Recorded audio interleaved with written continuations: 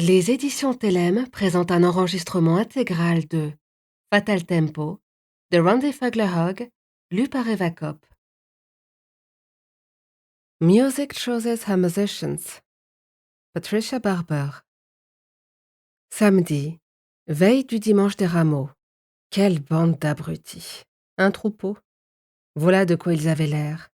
Ces femmes aux lèvres trop rouges, ces hommes en manteau sombre, avec leurs mines faussement sérieuses qui cachaient des regards vides, leurs applaudissements maîtrisés, et les quelques lèche-culs qui oscillaient légèrement sur leur siège, les yeux fermés, pour bien montrer qu'ils étaient habités par la musique, contrairement au reste de l'assistance. Dans des instants comme celui-ci, quand les projecteurs diminuaient d'intensité et qu'elle voyait un peu mieux la salle, Martha Tverberg aimait laisser glisser son regard sur les premiers rangs du public. Elle n'était peut-être plus très jeune, mais elle avait encore ses yeux de lynx. Rien ne lui échappait. Elle voyait le maire, dans son costume qui aurait eu besoin d'un coup de fer et sa chemise trop tendue sur le ventre. Elle sentait d'ici comme il aurait voulu rentrer chez lui, retrouver son coin de canapé et son assiette de petits gâteaux qui devaient rester tout le week-end sur la table basse et que sa femme devait regarnir dès qu'elle était vide. Elle voyait la fierté nerveuse sur le visage surmonté de boucles brunes du directeur du festival, qui lui adressait un sourire encourageant, comme un gentil chiot obéissant. Elle voyait aussi ceux qui étaient surexcités, tous ceux qui s'étaient enfilés trop de vin rouge avant le concert et que le sommeil guettait. Martha attendit que les applaudissements s'éteignent pour remettre en bouche son sax ténor. L'éclairage vint frapper le laiton, faisant briller l'instrument de mille feux. Les percussions commencèrent à tambouriner dans son dos, bientôt rattrapées par la basse, et le piano à queue lâcha sans hésitation la douce mélodie qu'elle avait composée.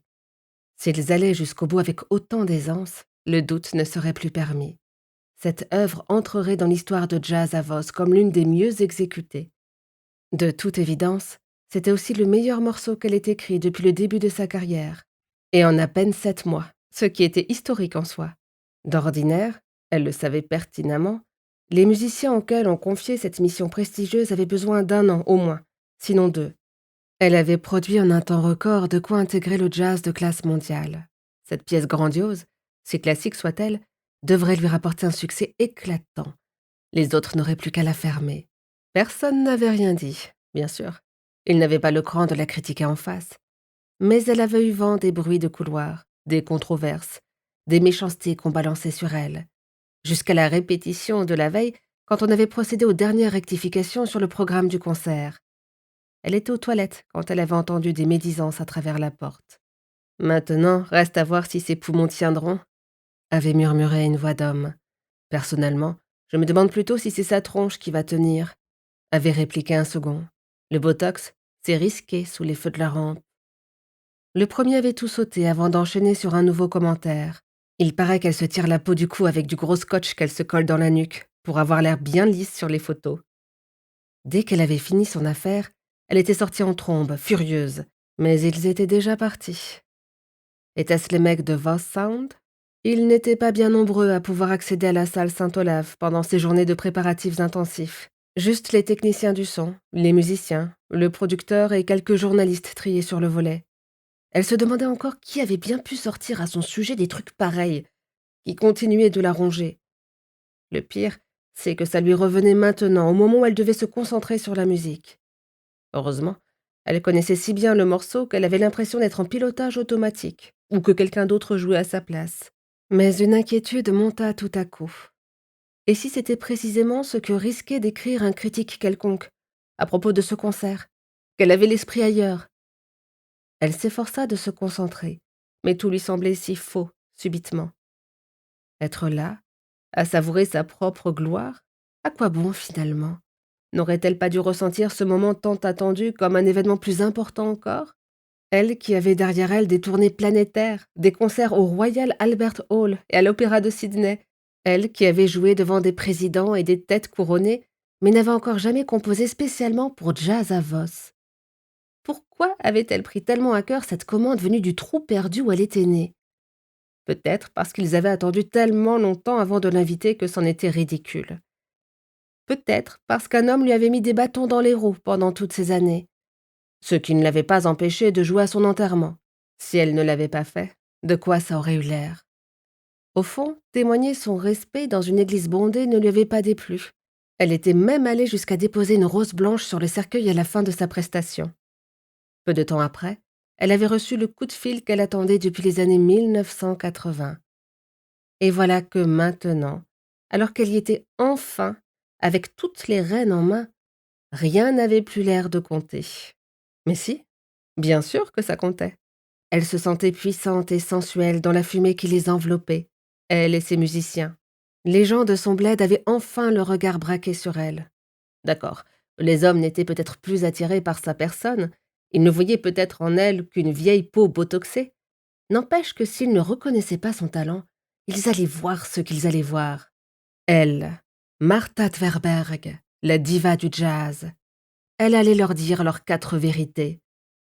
Tandis que les applaudissements déferlaient à travers la salle, elle posa son instrument, s'avança jusqu'au micro, son cœur cognait dans sa poitrine. Jouer, c'était une chose.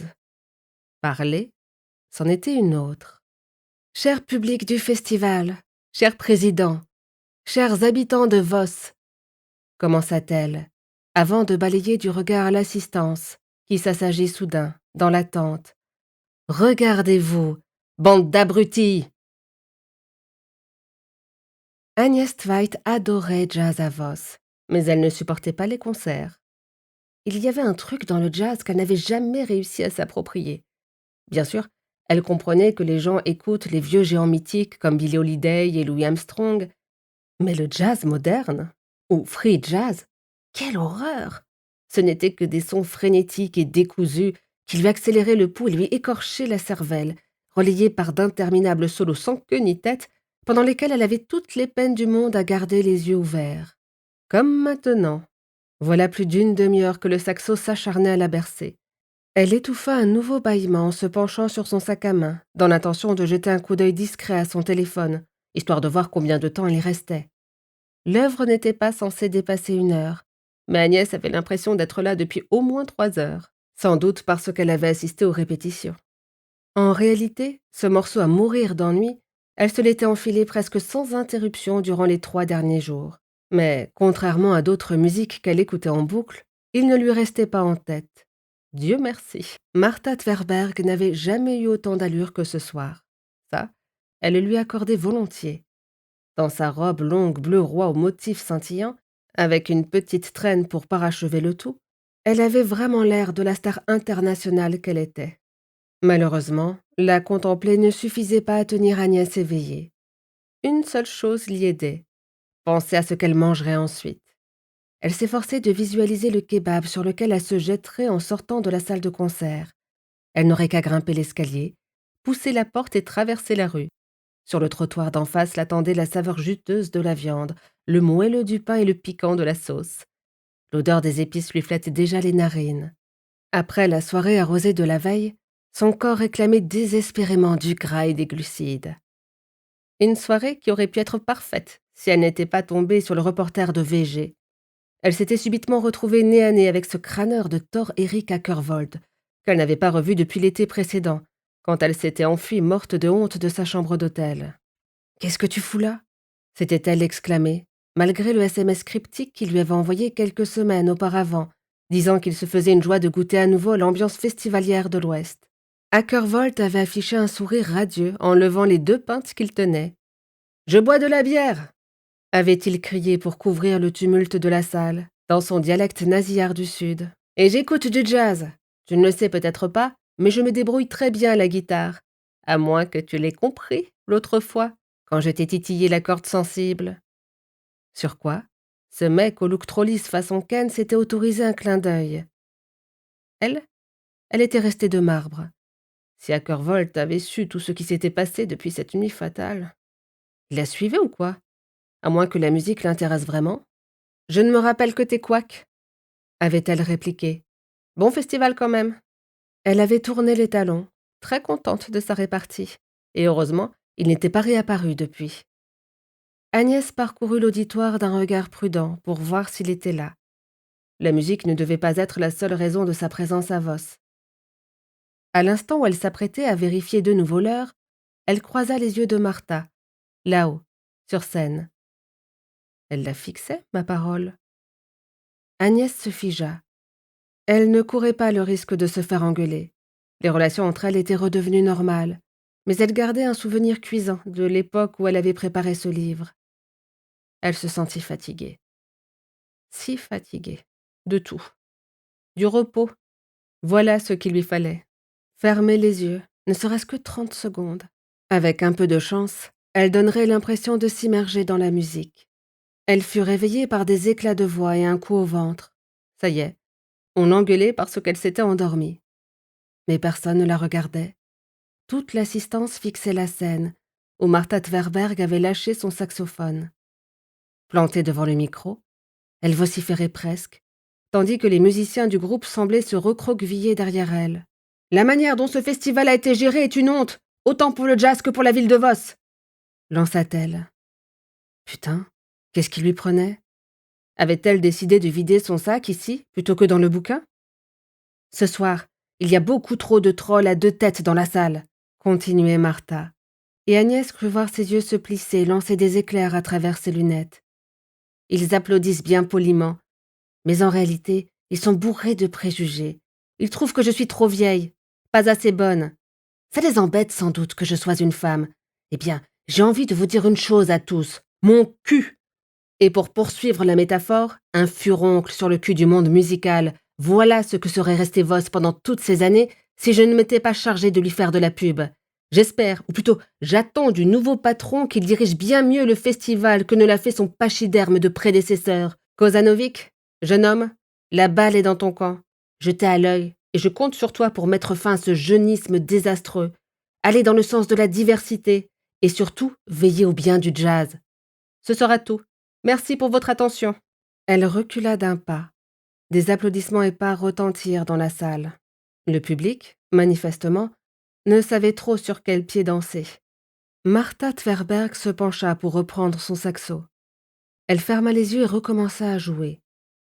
Au bout de quelques minutes, sa production sonore prit une tournure plus expérimentale. On devait en être à la partie improvisée, plus insupportable encore que le reste de la composition, pour autant que ce soit possible. Mais quelque chose clochait. Les notes raccourcissaient, devenaient flébardes, et il y avait de plus en plus de couacs. Les autres musiciens cessèrent bientôt de jouer, un à un. Ils regardaient avec inquiétude Martha Tverberg, qui s'était mise à chanceler, son instrument autour du cou, en un étrange et douloureux numéro de danse solo. Martha tenta la batteuse, et la diva tomba à la renverse. Comme tout le public, Agnès assista en direct au terrible spectacle. Elle vit les musiciens se précipiter sur Martha. Des types en gilets jaunes surgirent d'un peu partout.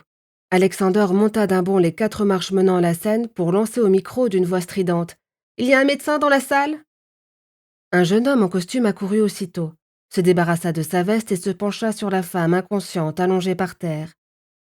Il sembla lui tâter le pouls, et sans doute n'y avait-il rien à tâter, puisque le médecin ne tarda pas à s'agenouiller près d'elle et à sortir le grand jeu. Massage cardiaque, bouche à bouche, etc. Le saxophone, la corne, comme Martha appelait son instrument, gisait à côté d'elle, pareil à un chien fidèle qui ne veut pas abandonner son maître. Quelques minutes plus tard, tandis que 2 ambulanciers munis d'une civière se ruaient dans la salle du festival, le médecin se releva. Agnès le vit adresser des signes aux gens qui l'entouraient. Martha était toujours à terre, parfaitement immobile. Que venait-il de se passer? Elle n'était tout de même pas... Agnès sentit une grosse boule coincée dans sa gorge, qui l'empêchait d'avaler sa salive. Nom de Dieu! Elle était morte. Agnès n'avait pas bougé, les mains toujours croisées sur ses genoux, comme à la messe. Elle essuya ses paumes moites sur sa jupe noire. Tout ça était bien réel. Martha Tverberg avait joué sa dernière note. Agnès promena son regard le long des rangées de fauteuils, constata que l'atmosphère restait bizarrement calme, l'émotion maîtrisée. Il n'y avait que des adultes, encore une chance. Elle se souvint avec un frisson du jour où Vesle-Moy-Leland s'était écrasé au sol devant des centaines de familles lors de l'inauguration de la Semaine des sports extrêmes, l'été précédent. Le public du concert commençait à peine à bouger, incité poliment mais fermement à s'en aller par les bénévoles en tenue jaune. Ce fut comme si on augmentait progressivement le volume, après avoir momentanément coupé le son dans la salle. On entendait de nouveau des gens parler, des talons claquer. On aurait dit que le spectacle venait tout juste de se terminer. « Elle est morte ?» souffla une voix discrète, qui n'en fit pas moins sursauter Agnès.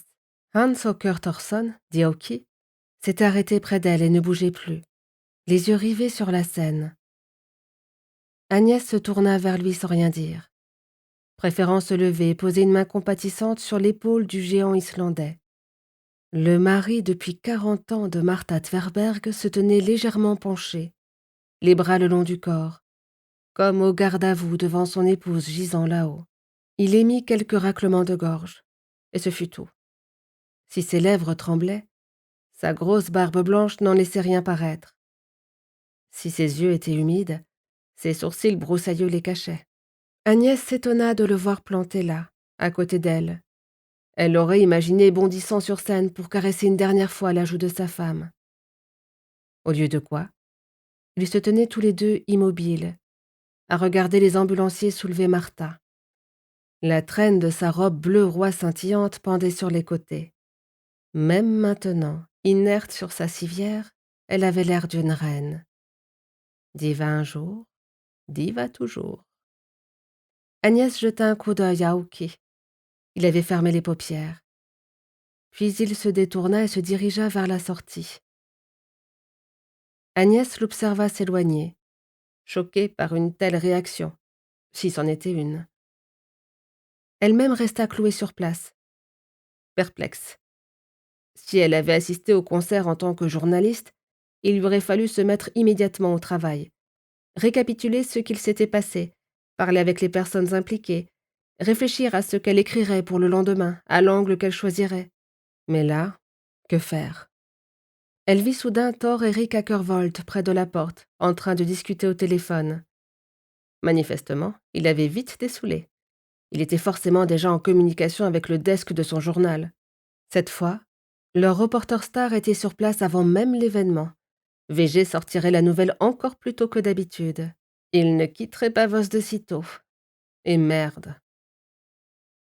La pelouse blanche, à l'arrière de l'hôtel Park Vossovangen, grouillait de monde. Agnès avait pris soin en sortant d'éviter la sangsue de chez VG, si bien qu'elle avait oublié de reprendre son manteau au vestiaire. Elle fut surprise par le froid glacial de cette soirée de mars. On avait jeté dehors 650 spectateurs, dont aucun ne semblait avoir songé à se rhabiller avant d'affronter le mercure, ce qui faisait beaucoup de gens contrariés. L'ambulance attendait, les portes arrière grandes ouvertes, et un bon paquet de badauds grelottants s'était amassé autour en demi-cercle. Qu'est-ce qu'ils voulaient au juste? Il leur en fallait plus? Elle s'attarda à les dévisager un moment, et quand elle se détourna brusquement, elle bouscula quelqu'un. « Pardon », murmura-t-elle avec agacement. « Agnès ?» Avant même de lever les yeux, elle reconnut l'odeur qui chatouillait ses narines. L'odeur de ses premières amours, de l'innocence et du suspense. Alexander Kozanovic exhalait le parfum qu'il utilisait depuis toujours, en tout cas depuis leur idylle, 20 ans auparavant. Un parfum qui la rendait encore toute chose, chaque fois qu'elle l'approchait. Pendant le concert, Alexander était assis quelques rangs devant elle. Elle n'avait vu de lui que ses boucles brunes et sa nuque, à peine visibles sous sa chevelure. Elle ne lui avait pas reparlé depuis la soirée de clôture de la semaine des sports extrêmes, juste avant qu'elle ne tombe dans les bras de Thor et Rick Ackervold et que tout ne s'écroule autour d'elle. Détail sans intérêt, d'ailleurs, puisque Alexander venait de rentrer à Vos avec femme et enfants après des années à Bruxelles. Mais elle suivait de près ce qui le concernait et avait lu les interviews que le Hordaland et le Bergenstidend lui avaient consacrées quand le footballeur et musicien freelance qu'il était avait pris la direction de jazz à Vos. Déjà qu'avec ce poste, il ne devait pas emmener large, mais voilà qu'il était maintenant pâle comme un linge. Il avait beau être sorti sans manteau, il avait le front constellé de grosses gouttes de sueur. Il tenait son téléphone dans une main et une pile de feuilles dans l'autre. « Toutes mes condoléances », lui glissa Agnès, et elle eut envie de le prendre dans ses bras pour appuyer son propos. Mais comme cet élan n'était visiblement pas partagé, elle se contenta de lui toucher prudemment la manche de son costume sombre. Elle sentit ses muscles sous le tissu. Quelle poisse qu'un truc pareil arrive maintenant que tu as la tête du festival. Ce n'est pas moi qui suis à plaindre, répondit-il en jetant un coup d'œil autour de lui, comme si l'idée de sa responsabilité soulignait la gravité de la situation. Jamais encore elle n'avait vu Alexander aussi agité. « Il faut que je rassemble l'équipe, » dit-il, « que je sache ce qu'on doit faire dans ces cas-là. Putain. Tu vas y arriver, » affirma-t-elle en le regardant dans les yeux. Il opina, l'air vaguement rassuré. « Je crois qu'il faut que j'y aille, » fit-il, « mais merci beaucoup. » Elle le suivit des yeux tandis qu'il s'éloignait à la hâte et regagnait l'hôtel en remontant le flot de ceux qui continuaient à en sortir, chaussettes bien cirées et bottines à talons hauts. Soudain, elle reconnut son vieux copain au milieu de la foule. Victor Formedal était en uniforme, avec son épais blouson de la police. Il semblait avoir été placé là pour veiller à la sécurité de l'évacuation. Elle se précipita vers lui. « Monsieur l'agent, combien en échange de votre blouson ?» Il haussa un sourcil. « Désolé, mais si tu n'es pas capable de t'habiller chaudement, je ne peux rien pour toi. » Dans un autre contexte, elle aurait su trouver la répartie. Mais l'heure n'était pas à la rigolade. « Tu sais quelque chose sur ce qui vient de se passer ?» préféra-t-elle lui demander. Victor secoua la tête. « Pas plus que toi, ni tout ce beau monde à moitié bourré, je pense. Je viens d'arriver. Et pour l'instant, je joue au vigile, comme tu peux le voir. Je ne me suis pas tapé 3 ans d'école de police pour ça. » ajouta-t-il d'un ton aigre qui ne lui ressemblait pas. Enfin, je n'en sais rien. Elle avait déjà fait une crise cardiaque ou quelque chose du genre? Martha? Pas que je sache. Elle n'aurait pas un peu tiré sur la corde toute sa vie? Agnès sursauta. Martha Tverberg était l'une des personnes les plus saines qu'elle ait connues, tellement obsédée de sport et de diététique que c'en était horripilant. Agnès ne voyait Aoki nulle part, un homme sympathique, avec qui elle avait eu l'occasion de nouer connaissance. Ils bavardaient souvent ensemble pendant qu'elle attendait Martha. Elle devait absolument lui parler, lui demander comment il allait. Il devait être en état de choc. Agnès trouvait à la fois touchant et fascinant que sa personnalité soit à l'opposé de celle de sa femme. Quand Martha Tverberg, la star, menait une existence glamour rythmée par des voyages aux 4 coins du monde, Aoki Thorson était l'époux au caractère posé qui restait chez eux, s'occupait de la maison. Agnès adorait l'idée que la saxophoniste et l'entrepreneur en bâtiment soient mariés depuis si longtemps, un peu comme Dolly Parton et son mari. Thorson, c'était le type dont personne dans le milieu de la musique n'avait jamais entendu parler et qui se foutait de la lumière des projecteurs, mais quelqu'un de fiable, qu'il faisait bon retrouver en rentrant chez soi et avec qui on partait faire du camping quand on s'appelait Dolly. Agnès ignorait si Martha et Aoki pratiquaient le camping. Elle en doutait. En tout cas, Aoki était manifestement un élément apaisant dans la vie de Martha. Aurait-on pu en dire autant de Frédéric dans la vie d'Agnès? Sans lui, était-elle devenue plus dure? Moins sympathique? « Écartez-vous !» Elle se retourna et vit les 2 ambulanciers fendre la foule en poussant leurs brancards. Pourquoi se dépêche-t-il autant si elle est déjà morte? Eut-elle le temps de penser avant qu'il ne passe devant elle? Elle s'aperçut alors que ce n'était pas Martha Tverberg qu'on trimballait ainsi vers l'ambulance, mais le jeune médecin endimanché qui avait tenté de la sauver. « Tu as vu ce qui s'est passé ?» Agnès avait interpellé le premier visage connu, l'un des 2 frères Rogne qui jouaient dans l'orchestre de Martha. Alfred et Didrik se ressemblaient d'une façon frappante, bien qu'ils ne soient pas jumeaux. Même épaisse tignasse blonde, même jean et chemise noire. Et pourtant, ils étaient radicalement différents.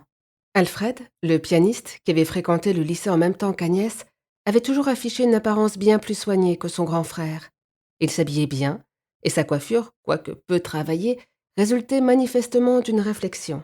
Son aîné, Didrik, qui jouait de la basse, donnait souvent l'impression d'avoir besoin d'une bonne douche et d'une longue nuit de sommeil. De plus, il était affligé d'un nez rouge et difforme, ce nez en patate caractéristique des alcooliques, phénomène assez rare chez un homme qui venait à peine de dépasser la quarantaine. Mais visiblement, Didrik Rogne avait un peu trop tiré sur la corde dans sa vie, comme disait Victor. C'était lui qui hochait la tête, planté devant Agnès. « Faut croire qu'elle est morte », dit-il sans la regarder en face. Il tira sur sa cigarette et cracha un nuage de fumée mêlé à la buée. « Oui », répondit Agnès avec un calme artificiel qui ne dissimulait pas son impatience. « Mais je me demandais, ce médecin-là, qu'est-ce qui lui est arrivé? Il lui est arrivé quelque chose? L'ambulance vient de l'emmener? Putain, lâcha-t-il, comme pour lui-même. Tu le connais? Diedrich acquiesça. Un flottement passa dans ses pupilles, et il mit quelques secondes à répondre. C'est mon beau-frère. Agnès ignorait l'existence de cette sœur Rogne, mais le moment était mal choisi pour parler famille. Croisons les doigts pour qu'il se remette, souffla-t-elle. Et puis, toutes mes condoléances, hein? Il n'eut pas l'air de comprendre. Pour Martha, je veux dire. Diedrich se détourna, balaya des yeux le public frigorifié, exhala un nouveau nuage de buée à la nicotine. Putain, répéta-t-il, avant d'écraser son mégot et de tourner les talons. Quand Agnès arriva devant chez elle, rue Sarvayen, il neigeait dru. Un monticule blanc avait eu le temps de s'accumuler devant sa porte. Elle s'arrêta, soupira, jura. Où étaient passés les doux hivers du Westland d'antan? Il y avait de quoi se croire de retour à Oslo, seul aspect de sa vie dans la capitale qui lui avait franchement déplu. La neige, elle détestait, et ce mot était trop faible quand il s'agissait de déblayer.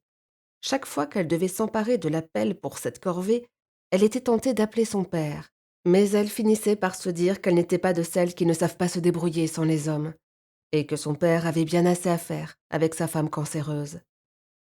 Elle tapa une de ses chaussures contre le mur, puis la deuxième, et entra. Elle s'immobilisa un instant dans le silence de sa maison vide, avant de se retourner et de verrouiller la porte. Qu'il était désagréable de se retrouver seule, tout à coup, à croire qu'elle commençait seulement à réaliser ce qui s'était passé. Martha.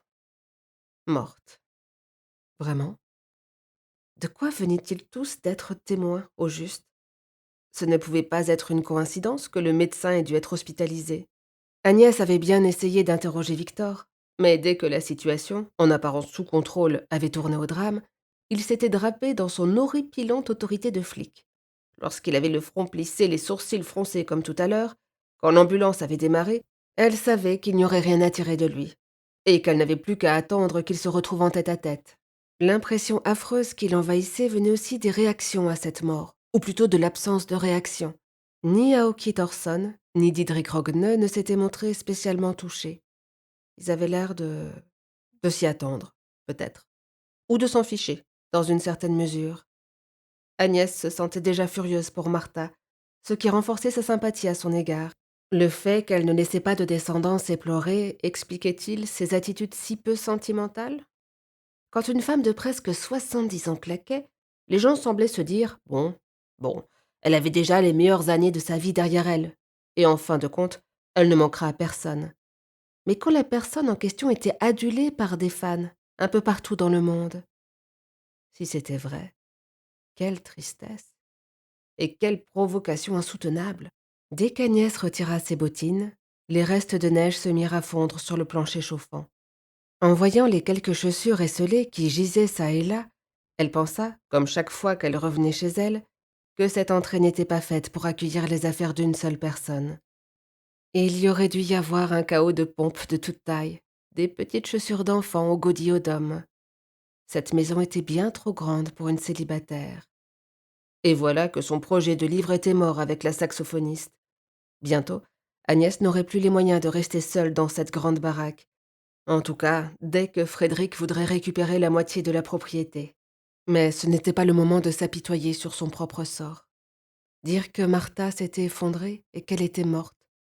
Comme ça. Subitement. Et si ça lui arrivait à elle, là, tout de suite? Pensa Agnès. Combien de temps faudrait-il attendre pour que quelqu'un s'en aperçoive? Et à combien de gens manquerait-elle, finalement? Ce n'était pas elle qui était à plaindre, voyons. Au milieu de ses pensées, son ventre se mit à crier famine. Le kebab dont elle avait rêvé était passé à la trappe. Un kebab dans ces circonstances, ça aurait été indécent. Agnès l'avait senti immédiatement. Mais le besoin de manger devenait critique, avec cette gueule de bois qui ne la lâchait pas. Elle avait bu la veille comme s'il n'y avait pas de lendemain, et elle avait eu le sentiment de retrouver sa vie d'avant. Une soirée marrante, sans chichi, avec des bouteilles de vin sans fond. Durant le jazz à Voss, le mieux, c'était toujours le vendredi soir. Ce jour-là, il y avait autre chose que des jazzman à l'affiche.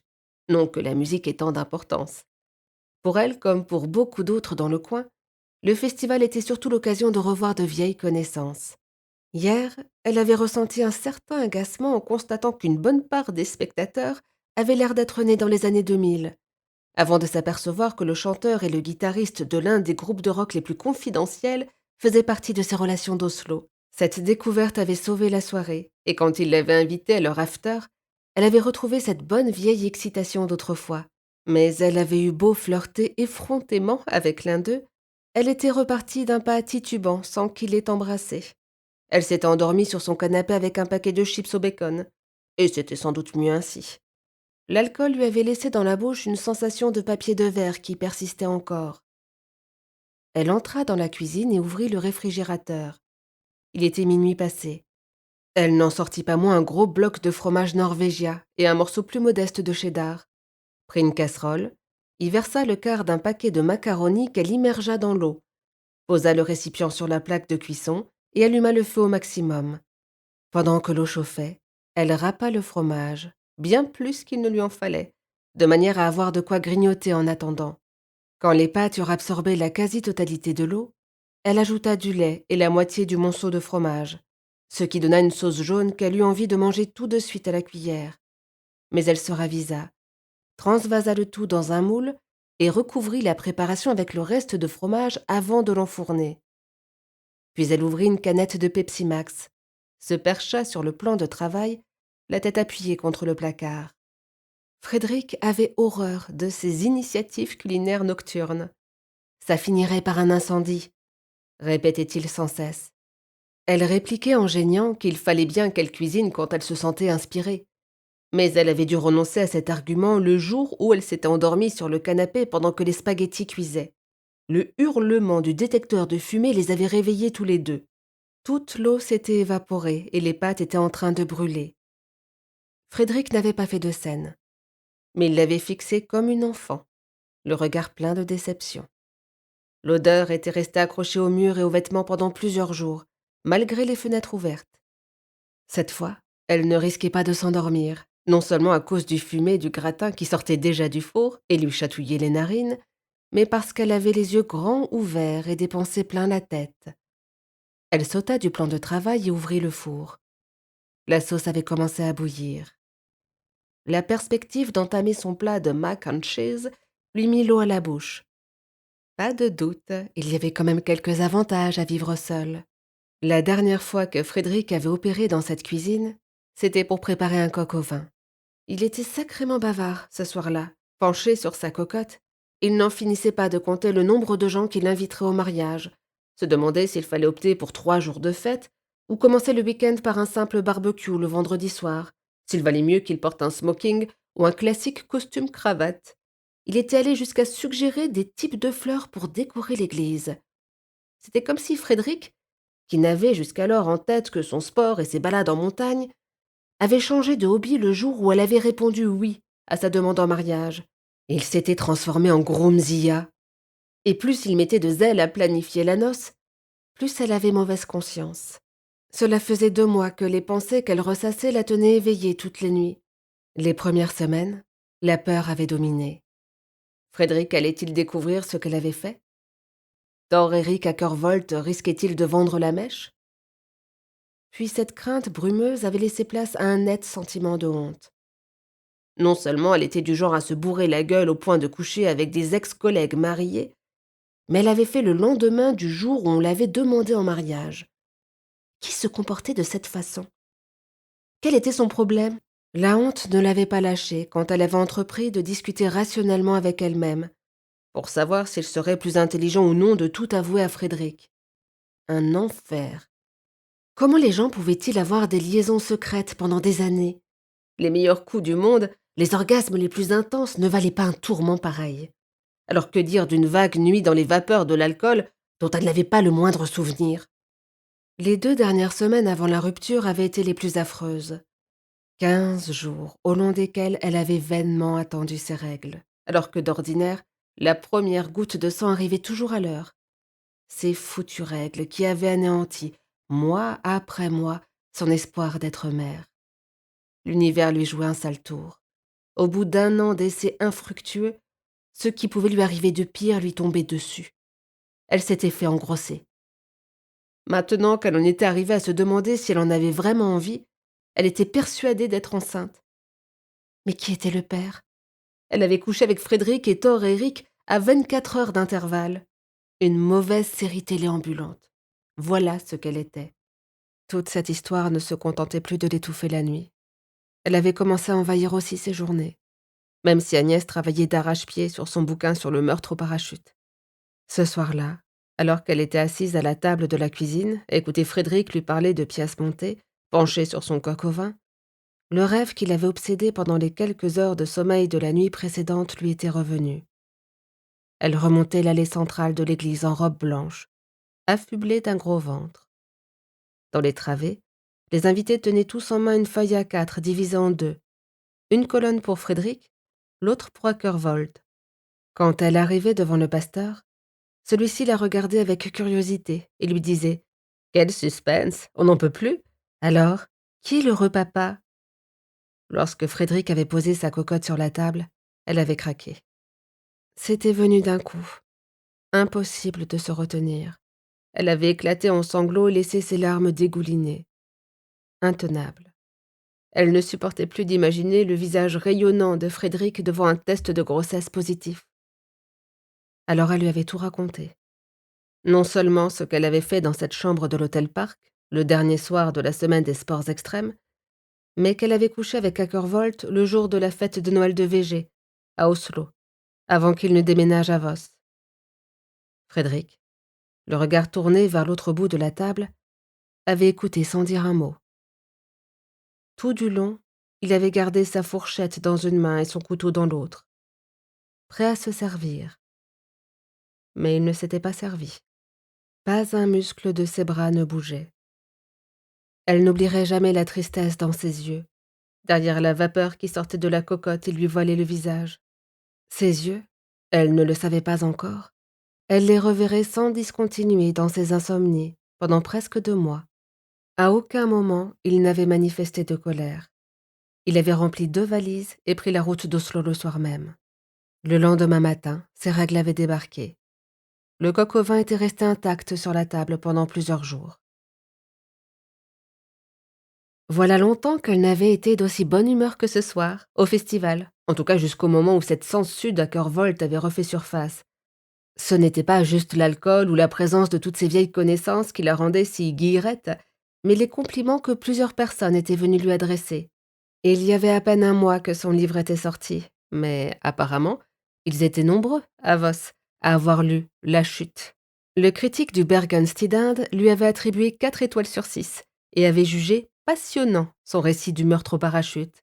Qui aurait pu croire que ce serait finalement comme écrivain qu'elle ferait son trou dans la ville de son enfance, et qu'un an après avoir démissionné de son poste de journaliste au Hordaland, elle en serait à son 2e livre. Reprendre son ancien poste? Quand on le lui avait proposé, elle n'avait pas eu le courage d'envisager l'offre. Eskildsen, le rédacteur du journal, était parti en pré-retraite à l'automne, poussé par la direction, présumait-elle, et l'ancien collègue d'Agnès, celui qu'on surnommait le retraité, avait pris sa place. Il ne lui avait fallu que quelques semaines pour se décider à l'appeler et lui dire qu'elle était la bienvenue, si le cœur lui en disait. Mais elle s'était déjà mise au travail sur le livre qu'un petit éditeur d'Oslo lui avait demandé d'écrire. Elle s'était jetée sur ce projet, bûchant jour et nuit, abordant l'affaire du parachute comme une série d'articles qui se suivraient. Quelle bénédiction de pouvoir penser à autre chose. Elle ne faisait quasiment plus qu'écrire et manger. Et juste après la sortie de l'ouvrage, on lui avait suggéré de se lancer dans un second bouquin, une biographie. Elle avait accepté sans réfléchir, sans même savoir de qui il s'agissait. Elle savait qu'elle devait continuer à travailler, veiller à rester active, sans quoi elle craignait fort d'avoir du mal à se tirer du lit le matin. « J'imagine que vous connaissez la star du jazz de votre ville », lui avait dit l'éditeur. Oui, bien sûr qu'elle la connaissait, avait répondu Agnès, tout en pensant que ça n'allait pas marcher. Lord Aland, à l'époque où elle travaillait au journal, l'avait envoyée chez Martha pour une interview portrait. Le rendez-vous s'était mal passé, c'était le moins qu'on puisse dire. Elle se rappellerait toujours le jour où elle s'est présentée devant la grande maison de l'artiste avec un dictaphone vide et un carnet de notes plein à craquer. Elle s'était bien préparée, elle avait une foule de questions en réserve, elle se réjouissait de cette interview. Mais Martha s'était montrée de mauvaise composition dès qu'elle avait ouvert la porte. Je n'ai pas de café. Pas de problème. On passe en revue le déroulement de l'interview? Ok. J'ai pensé qu'on pourrait commencer par parler de votre évolution artistique. Vous n'avez aucun humour, ou quoi? Comment ça?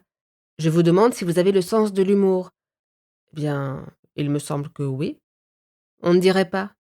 Vous vous prenez très au sérieux. Bon, dans ce cas, on s'y met? D'accord. Si on vous demandait de jeter un regard en arrière sur votre longue carrière de musicienne, quel concert vous a laissé le souvenir le plus marquant, et pourquoi? Je ne réponds pas à des questions aussi bêtes. Vous êtes venu m'interroger sur ma vie, et la première chose que vous me demandez, c'est quel concert m'a marqué? C'est une question stupide, comme en posent tous les journalistes de bas étage. Qu'est-ce que vous croyez, avec vos questions à la noix? Je crois que vous me prenez pour une idiote. Gagné, tout à fait exact. Et pourquoi, à votre avis? Parce que je me prends trop au sérieux et que je manque d'humour. Bonne réponse. Vous savez quoi? Je pense qu'on devrait en rester là. Parfait, à demain. Comment ça? Même endroit, même heure? Maintenant qu'on a fait connaissance, je suis prête à me lancer. Mais au fait, ça s'achète où, ce genre de dictaphone? Agnès était revenue le lendemain, et elle avait transcrit et publié l'interview dans la foulée. Mais elle avait gardé le sentiment que Martha Tverberg était une énigme, et que la diva avait une mauvaise opinion d'elle, comme femme aussi bien que comme journaliste. Aussi avait-elle failli tomber à la renverse quand le patron de la maison d'édition lui avait appris que Martha Tverberg avait elle-même souhaité qu'on la charge d'écrire ce livre, le sien. Depuis, elles avaient eu beaucoup de longs échanges, dont quelques-uns de qualité. Certains auraient même presque pu être qualifiés d'agréables, et Agnès avait mis un point d'honneur à faire preuve d'humour. Mais il ne faisait aucun doute que Martha n'était pas d'un abord facile. Dès que les questions devenaient un peu personnelles ou profondes, il était difficile d'obtenir une réponse. Ces dernières semaines, Agnès en avait par-dessus la tête de la star, de la musique et de ce bouquin, et il lui manquait peut-être la patience nécessaire aux écrivains. Elle se lassait vite. Ça avait toujours été un problème dans bien des domaines de son existence. Mais cette fois, Agnès avait trouvé un angle d'attaque. Le morceau commandé par le festival servirait de cadre au texte, comme l'avait suggéré Martha. Depuis un mois, la saxophoniste était très concentrée. C'était sans doute ce qui avait le plus intéressé Agnès au cours de ce projet. Voir une musicienne travailler dans un but concret. Par ailleurs, Martha se plaignait de se sentir peu considérée dans le milieu norvégien du jazz d'une façon générale, et dans celui du festival local en particulier, exactement comme elle l'avait déclaré sur les planches. Elle n'avait jamais été prophète en son pays, regrettait-elle. Voilà quelque chose qu'elles avaient en commun, avait pensé Agnès, sans le dire. Les révélations explosives sur le monde de la culture dans ce pays que la star du jazz aurait prétendument promises à l'éditeur se faisaient attendre. Elle racontait des tas de choses sur des tas de gens, mais c'était plutôt de l'ordre de la médisance, de l'assassinat intellectuel à la Tverberg. Rien qui puisse aisément trouver sa place dans un livre sans risquer de déclencher une procédure pour diffamation. La diva, tout compte fait, n'était peut-être pas aussi intéressante qu'il y paraissait. Elle était peut-être aussi lâche que la majorité des gens. Un point commun de plus, songea Agnès. Et voilà qu'elle était morte. Putain. Agnès en eut de nouveau un coup au ventre, et cette fois, elle eut presque l'impression d'avoir perdu un proche. Certes, elles avaient eu une relation houleuse toutes les deux, mais ce n'en était pas moins une relation. Pauvre Martha. Je devrais écouter un morceau de saxo en sa mémoire, se dit Agnès. Et puis non, assez de jazz pour aujourd'hui. Elle préféra s'asseoir à son ordinateur et ouvrir le dossier contenant tous les enregistrements de leur conversation. Son regard s'arrêta sur cette liste de petits fichiers, l'ensemble des informations qu'elle avait collectées. Pour les différencier, elle n'avait rien écrit d'autre que la date, mais au moins, elle avait fait un premier tri, classant certains entretiens dans différents sous-dossiers, selon les thèmes abordés. Agnès posa sa tête dans sa main et poussa un soupir. Qu'est-ce qu'un auteur était censé faire quand l'objet de son travail biographique lui faussait compagnie en cours de route? Au moins, elle n'avait pas perdu son temps à retranscrire les interviews sous forme de texte. Un satané boulot. C'était toujours ça de gagner, si le projet de livre tombait à l'eau. Elle n'avait pas encore écrit le moindre mot, tant elle appréhendait de réécouter ses dialogues et ses explications à l'intérêt parfois très relatif, et elle avait été encore moins tentée de comprendre ce qu'il se disait quand l'enregistrement crachotait. Mais, à l'instant, Agnès ressentait le besoin inexplicable d'entendre la voix de Martha Tverberg. Elle choisit au hasard un extrait dans le dossier bêtement intitulé «Divers», et quand la voix sortit de l'ordinateur, elle commença par frémir. Puis un grand calme l'envahit. C'était comme si Martha vivait encore. «Qu'est-ce que ça me fait d'être appelée la diva? Oh, je trouve que c'est mal trouvé. Comment ça? Une diva, ça chante à l'opéra ou ça gagne des statuettes aux Oscars. Ça n'est pas marié avec un entrepreneur en bâtiment. Et ça n'habite pas à Inn. Autrement dit, ça te déplaît. Je n'ai rien contre. Ça me va au teint. Tu ne trouves pas? Eh, si, peut-être. Le mot s'utilise plutôt comme un adjectif en ce moment. Vous êtes tellement diva, comme m'a dit un jour un photographe. Je lui ai répondu merci. Mais dans sa bouche, ce n'était certainement pas un compliment, vu la gueule qu'il tirait. Tu l'avais contrarié? Je l'avais juste fait attendre un peu pour finir de me maquiller. Combien de temps? Je ne sais pas, 1 heure ou 2, peut-être. Mais c'est le genre de truc qu'on ne tolère pas en Norvège. Non, ici, tout le monde est prié de se comporter de la même façon, comme une seule personne. Si j'ai observé une chose au cours de mes tournées dans le monde, c'est que, dans presque tous les autres pays, le niveau de tolérance vis-à-vis des soi-disant divas est plus élevé que chez nous. Rien qu'en Suède, il est habituel de réclamer du poisson frais au déjeuner, même si on est loin de la mer. Ici, le plus grand compliment qu'on puisse faire à propos de quelqu'un de connu, c'est de déclarer qu'il est comme tout le monde. Et ça t'irrite? Ça me fait voir rouge. L'alarme du four. Agnès referma aussitôt son ordinateur, saisit le moule avec une manique et le posa sur le plan de travail. Puis elle s'arma d'une fourchette qu'elle planta au bord du plat, là où le fromage était le plus gratiné, un peu durci. Quand elle préleva les macaronis, de longs filaments de fromage s'étirèrent. Incapable d'attendre plus longtemps, elle se brûla la langue et pesta. Mais l'odeur avait un effet consolateur. Après avoir longuement soufflé sur sa fourchette, elle retenta sa chance. Une fois que le goût apaisant des pâtes et du fromage fondu eut fait son chemin dans son corps, le monde lui sembla déjà plus supportable. Tout laisser tomber maintenant? Impossible. Il fallait absolument qu'elle continue à travailler, ne serait-ce que pour éviter de trop penser à ce qu'elle foutait ici, à Voss, et dans la vie en général. Demain, elle appellerait l'éditeur, et elle insisterait pour pouvoir rédiger une première ébauche de la biographie. Elle réécouterait tous les enregistrements et, au moment d'écrire, elle utiliserait des mots comme «légende» ou «immortel».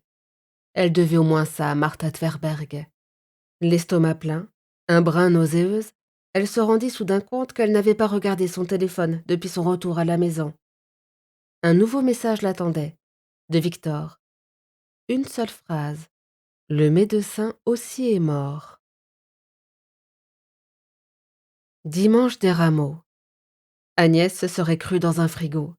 Elle avait ouvert la fenêtre avant de se coucher, tant elle avait eu l'impression d'étouffer après avoir lu le message de Victor. Elle n'avait pas bien dormi, et elle se réveillait tôt. Il était à peine 7h10. Sa sensation de malaise physique était toujours là. Elle avait vu Martha Tverberg mourir sur scène. Elle avait vu le médecin inanimé sur un brancard. 2 morts. Comment croire à un accident? Quelqu'un avait dû mettre quelque chose sur le sax de Martha, se dit-elle. Une substance qui était passée sur les lèvres du médecin quand il lui avait fait du bouche à bouche. Pourquoi n'y avait-elle pas pensé dès la veille? Elle eut un frisson, tira la couette sur son visage, tâta le bout de son nez gelé, tendit l'oreille sans bouger vers le silence sinistre de la maison. Elle haïssait sa solitude, n'avoir personne à qui parler, contre qui se blottir quand le monde donnait l'impression de dérailler. Elle alluma la radio sur la stéréo que Frédéric lui avait laissée, mais P1, P2 et toutes les autres stations ne diffusaient que les joyeux bavardages matinaux des présentateurs du week-end, n'abordant que les festivités de Pâques. À la radio, c'était donc un jour normal? Pas un mot sur Voss, pas une allusion à la mort, et le prochain bulletin d'information n'était pas avant 3/4 d'heure. Autant ouvrir Spotify. Elle chercha Martha Tverberg, et le timbre du saxophone, qu'il avait assommé ces dernières semaines, déferla dans la pièce. Maintenant, il sonnait différemment. La musique qui emplissait l'espace semblait dégeler un peu les murs. Sans arrêter le morceau, elle composa le numéro de Victor. Elle voulait lui faire part de sa théorie. Il ne répondit pas. Ingeborg non plus. Mais un message lui arriva un instant plus tard. Son amie s'excusait de n'avoir pas décroché. Elle s'était réveillée en retard et se dépêchait d'aller au travail. Agnès finit par appeler son père. « Tu es en route ?» lui demanda-t-il. « Bonjour, papa. » Enfin quelqu'un de vivant. « Je crois que je vais devoir renoncer au petit-déj du dimanche en famille, vu ce qu'il s'est passé hier soir, » lui dit-elle. « Ah oui, c'est bien triste, cette affaire. Tu sais qu'on a eu une petite histoire à l'époque ?» répondit-il. « Martha Tverberg et moi, je veux dire. Hein? Je bosse depuis 3 mois sur un livre qui parle d'elle, et tu as attendu qu'elle meure pour me le dire? Ça ne me paraissait pas important. Ça remonte au collège, tu vois. Et on ne s'était pas parlé depuis des années et des années. Elle n'adressait plus la parole aux simples mortels comme moi depuis que c'était une diva.